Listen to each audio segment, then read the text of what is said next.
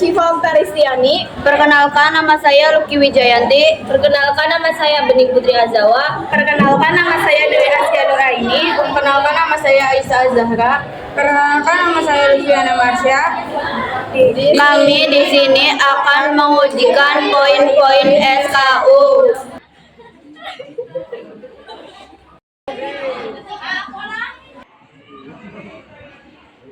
Pak, sudah apa lo? Kok pakai ring penggalang sih? Tadi lupa. Di rumah. Kenapa lo? Ini sih Pak nggak pakai ring penegak. Katanya kenapa? Ketinggalan di rumah. Sebaiknya kalau ketinggalan udah sampai sekolahan, ibu beli ring di Aneka. Ya Kak, saya beli. Kalian total neracanya berapa? Kalau aku sih 312 700. Kok aku 200 ya? Ya aku juga sama kayak lo. Oh gimana? Ya udah kita tanyain Bu Susi yuk. Yo. Di sini kami akan mengujikan poin 11. Dapat menjelaskan isi AD dan ART gerakan pramuka kepada ambalan. Pengertian AD/ART. AD/ART merupakan ketentuan dasar dan ketentuan operasional bagi suatu organisasi yang mencerminkan aspirasi, visi, dan misi Gerakan Pramuka Indonesia. Fungsi AD/ART Gerakan Pramuka. AD/ART merupakan landasan kerja dan landasan gerak Gerakan Pramuka dan dalam mewujudkan visi dan misi. C. Landasan hukum Gerakan Pramuka. 1. Anak-anak dan pemuda Indonesia perlu dididik untuk menjadi manusia dan warga Indonesia yang berkepribadian dan berwatak luhur. Sejarah singkat AD atau ART Gerakan Pramuka. 1. Kepres nomor 12 tahun 1971. 2. Kepres nomor 46 tahun 1984. Pokok-pokok penting AD/ART Gerakan Pramuka. 1. Pembukaan memuat dasar filosofi dan historis ketentuan dalam anggaran dasar Gerakan Pramuka. 2. Ekstensi nama, status, dan tempat. 3. Asas, tujuan, tugas pokok, dan fungsi. Tujuan Gerakan Pramuka. Anggaran dasar Gerakan Pramuka dari 4 pasal 4. 1. Membentuk wadah bangsa dan sekaligus sarana pembangunan yang beriman dan bertakwa. 2. Membentuk sikap dan perilaku positif, menguasai keterampilan dan kesadaran serta memiliki kecerdasan emosional sehingga dapat menjadi manusia yang berkepribadian Indonesia. Selanjutnya poin 12. Dapat menjelaskan di muka umum tentang sejarah kepramukaan Indonesia dan dunia. Baden-Powell of Gaulle adalah seorang tentara Inggris dan penemu The Boy Scout.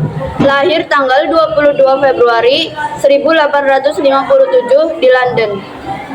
Merupakan lulusan Charterhouse School. Sejarah singkat kepramukaan sedunia.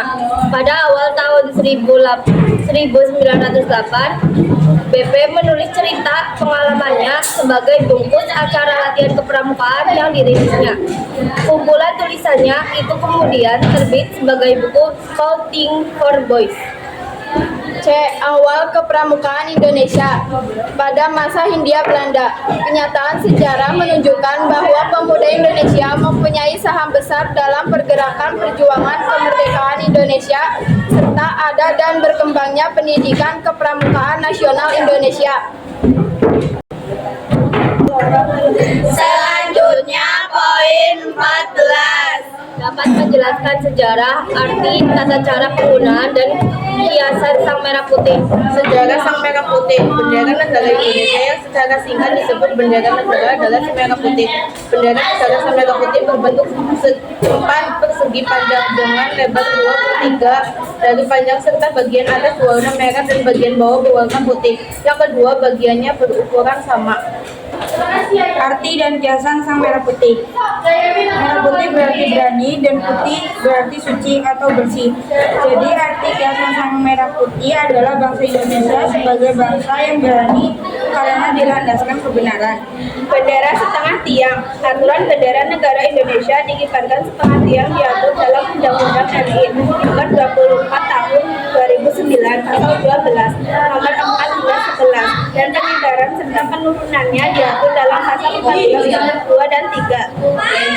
Selanjutnya poin 15. Dapat menjelaskan peran Indonesia dalam organisasi ASEAN dan PBB. Pendiri ASEAN Indonesia diwakili Adam Malik adalah salah satu dari 5 negara pendiri ASEAN pada Deklarasi Bangkok 8 Agustus 1967. Pusat pertemuan Indonesia sering menjadi tuan rumah KTTA ASEAN, misalnya KTTA pertama di Bali. PBB, Perserikatan Bangsa-Bangsa. Pasukan Perdamaian Indonesia aktif mengirimkan kontingen Garuda Kongga ke negara konflik di bawah misi PBB. Dewan Keamanan PBB. Indonesia telah beberapa kali terpilih menjadi anggota tidak tetap Dewan Keamanan PBB. Selanjutnya poin 20. Dapat memahami dan menjelaskan tentang kesehatan reproduksi. Keadaan sehat secara fisik, mental, dan sosial bukan sekedar bebas penyakit terkait sistem, fungsi, dan proses reproduksi.